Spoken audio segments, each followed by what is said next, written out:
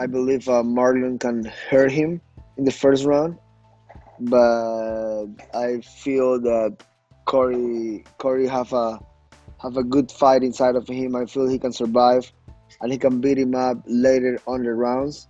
A similar fight than what's his name, the Cory with Alcantara. I believe it's very similar. Yeah, man, both are top contenders. I think Sandhagen has the reach control. You know, he's longer than Marlon. If he does a good game plan, he can win the fight. But man, Marlon is a tough guy for sure. Very technical striker. He's been doing a good job on the ground. It's hard to say, man. But I want to keep my eyes on this fight for sure because I'm super excited in my division. I got to study and learn with those guys for sure. I'm gonna take Sandhagen. I like Cory. I really can't judge him by their skills. Like I like both of them. I like Moraes too. Yeah, I'm gonna go Moraes. I feel like that's gonna end in a knockout. It's gonna be a high-paced fight. That one's actually going to be a very interesting fight because just the fact is or at least the first round is going to be very interesting. It's going to be one of those. Is Marlon Moraes going to basically hold his tank? Because right now I know he's good for one round, and off his last fight, it kind of like opened up a page of you get past him the first round. He's just basically another average type of fighter, but he's very explosive in the first round. And Sandhagen, we already know he can go rounds. Granted, like his last fight with Sterling wasn't, his best performance. He had a better ground game with a better game plan. But that one's going to be very interesting. So in the long rounds, I'm going with Cory. Short, I'll go with Moraes. Cory Sandhagen's whooping ass, bro. Cory Sandhagen's gonna pick him apart on the feet, be too much. I think he's just too smart of a striker for Marlon Moraes. Cory Sandhagen, the elevation is like a block away from us, bro. Like elevation is maybe like 4 miles down the road, but Cory Sandhagen's someone I gotta watch. We were like right around the same age. I gotta watch him as an amateur to become pro to see where he's at right now, and it's motivational and cool just seeing all the cool stuff he's doing, man, and all the great strides he's making, and I can't wait to see him get that belt, man. Yeah, Sandhagen coming off the loss to Aljo by submission. We didn't really get to see a lot of him in that fight. He's got, the reach, the length advantage, but Moraes is probably one of the scariest guys to fight in round one. The guy's power, his head kick, the switch kick he uses is brutal. I think I think his power is gonna play a big role in this fight. I think he might get the job done by KO. I'm gonna go Sandhagen. I think Sandhagen picks him apart, with typical Sandhagen style, but I think it's going to be more on the feet and, kind of have that reach advantage, stay out of the way of his big shots.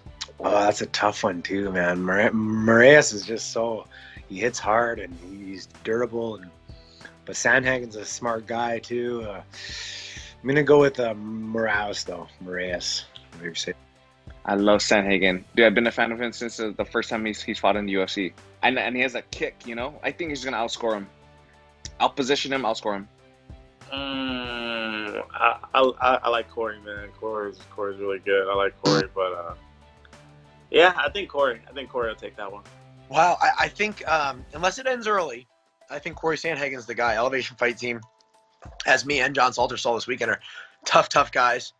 We've been in there with two of them and watched the preparation they go through. Unless he can do something early, I think Moraes just tends to fade a little bit in those deep water fights, and Cory Sandhagen just seems like a Dominic Cruz 2.0 where he's just going to keep going. He's got a motor and never get tired, so I'm picking him. That's weird. That's another one, man. I didn't think Aljamain was going to get past Cory Sandhagen. He just like freaking like Batman. His ass has got right to the freaking action. So I'm a big Cory Sandhagen fan, so I'm going to pick Cory on that fight.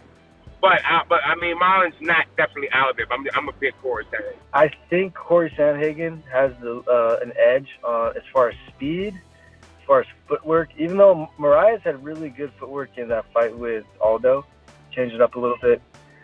He's got really good Muay Thai, cut kick to the legs, switch kick to the body and head, tight stance, good boxing.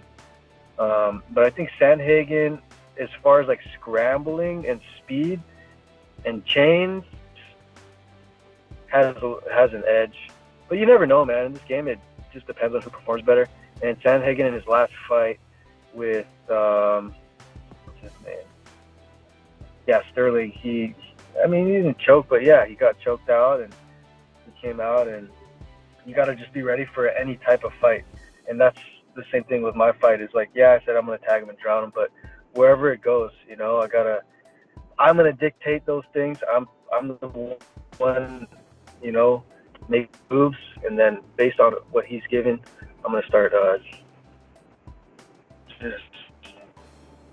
So, yeah, Sandhagen has a little bit of an edge, and he seems hungry maybe, so it's going to be a good fight to watch.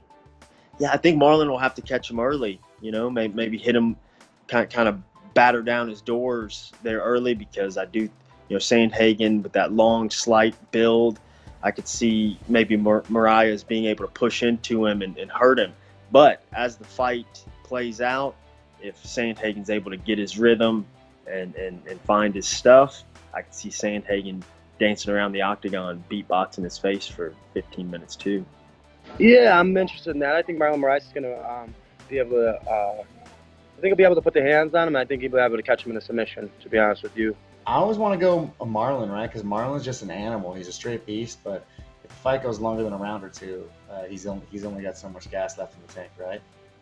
So, I'm gonna kind of go Sandhagen. Marlon, we fought back in the day in WSOF, and I never want to bet against someone that beat me, so I'm gonna go with Marlon.